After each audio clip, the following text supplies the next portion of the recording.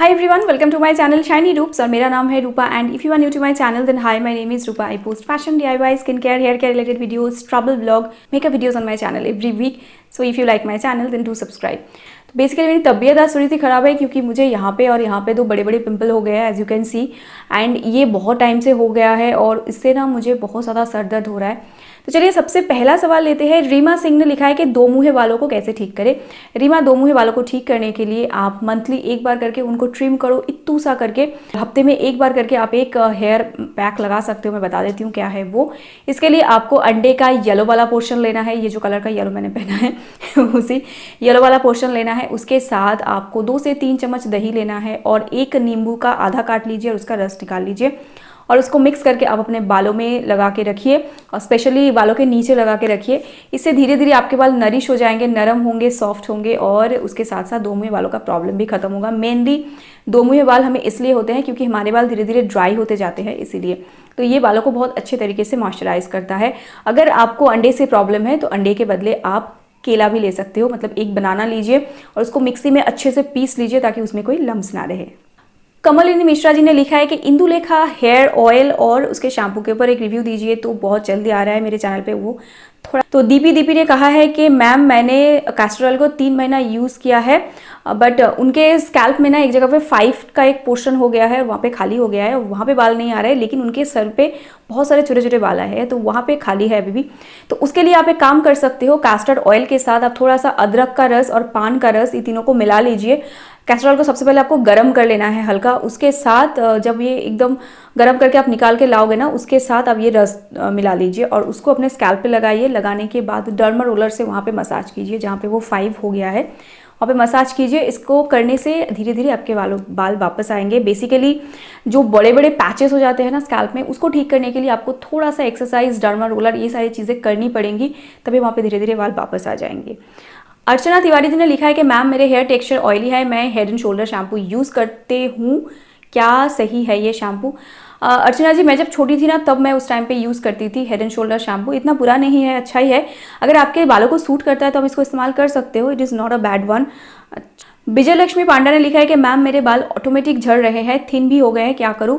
तो अगर सडनली आपके बहुत सारे बाल झड़ रहे हैं, इसके बहुत सारे कारण हो सकते हैं। आप कम सोते हो, रात में बहुत ज़्यादा मोबाइल को टिकटॉक करते हो तो उससे प्रॉब्लम होता है। इनडाइजेशन का प्रॉब्लम है आपको, या फिर आप बहुत दुखी हो किसी बात को लेकर, या फिर आपको टेंशन है। तो अगर इनमें से कोई भी चीज़ सडनली आपके लाइफ में बहुत ज़्यादा इंक्रीज हो गया है तो उसको कम करो, धीरे धीरे आपके बाल झड़ना कम हो जाएंगे। और बालों का झड़ना बंद करने के लिए तो मेरे चैनल पे बहुत सारे रेमेडीज है, उसमें से कोई भी एक उठा के आप ट्राई कर सकते हो, वो भी फायदा देगा आपको। तो डॉली शर्मा जी ने लिखा है कि ऑनेस्टली बोलूँ तो मेरे बाल बहुत टूट रहे थे। ओके, उन्होंने बहुत बड़ा सा एक कमेंट किया है तो मैं शॉर्ट में बता देती हूँ। उन्होंने लिखा है कि उनके बाल बहुत ज़्यादा झड़ रहे थे तो उन्होंने बहुत सारे कॉस्टली शैम्पू, कंडीशनर, बहुत वगैरह वगैरह चीज़ का इस्तेमाल किया था।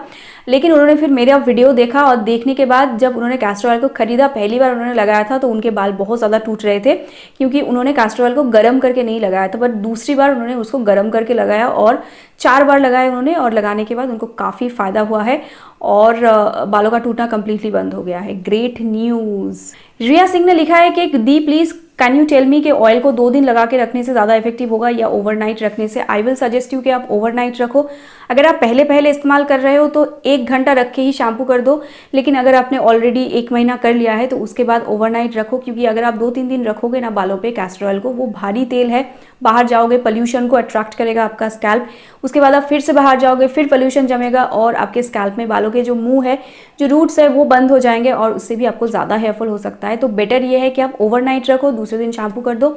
अगर ये भी पॉसिबल नहीं है तो सुबह को 1 घंटा रख के ही शैम्पू कर दो, ये सबसे अच्छा तरीका है। मैं तो यही करती हूँ फिलहाल। मोहम्मद आरिफ ने लिखा है कि जो एकदम टकले हो गए हैं, मतलब उन्होंने वही लैंग्वेज यूज़ किया है कि एकदम टकले हो गए, कि क्या वो अनियन ऑयल या फिर अनियन जूस का इस्तेमाल कर सकते हैं? देखिए, अगर आपको इनहेरिटेड वाला गंजापन है, मतलब आप पैदाइशी, मतलब फैमिली में DNA में गंजापन है और कुछ टाइम बाद आपके बाल झड़ रहे हैं, तो उस केस में DIYs काम नहीं करते हैं ऑनेस्टली स्पीकिंग। लेकिन अगर आपके बहुत स्कैल्प में, सर पे बाल थे बट सडनली धीरे धीरे वो कम होते जा रहे हैं because of different lifestyle and आपको डाइजेशन का प्रॉब्लम है, ये बहुत सारी चीज़ें हैं आपको, अगर तो उस केस में आप DIYs का सहारा लेके भी अपने हेयर को वापस ला सकते हो। एंड येस, उस केस में onion oil and onion juice बहुत अच्छा काम करता है। प्रिया चौरासिया ने लिखा है कि रात में पतंजलि एलोवेरा जेल लगाकर रख सकते हैं कैप्रिया। Honestly speaking Patanjali aloe vera gel ऊपर अच्छे से काम नहीं करा है, तो इसलिए मैंने उसको बंद कर दिया है लगाना।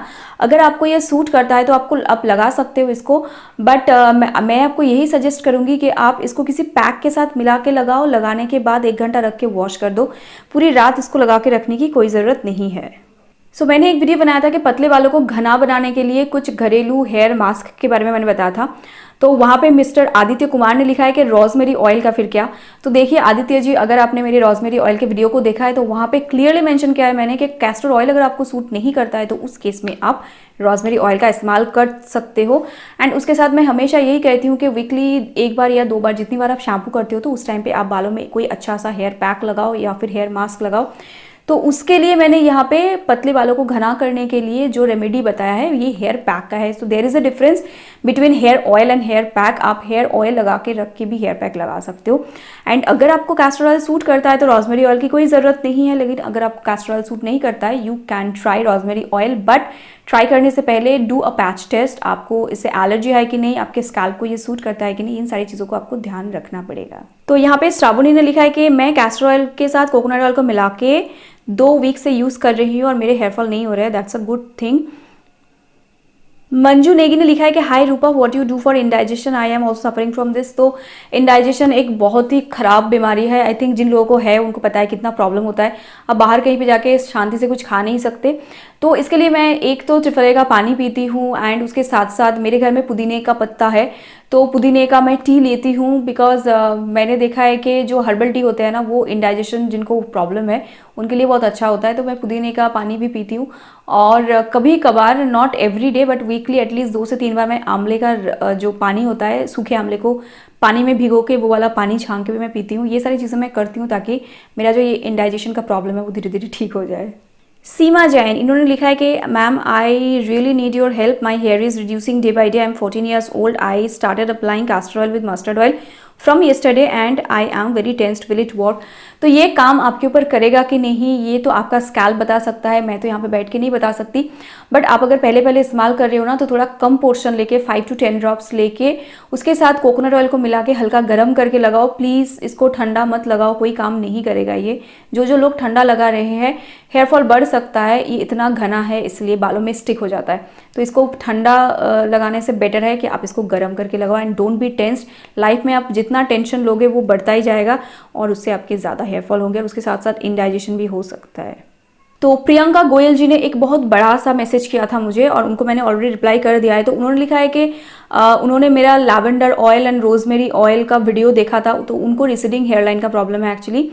तो उन्होंने lavender oil, rosemary oil and coconut oil को मिक्स करके उन्होंने लगाना शुरू किया है। तो उन्होंने एक चीज़ नोटिस किया है कि विद इन अ मंथ उनके सर पे बेबी हेयर आए हैं, which is a very good thing.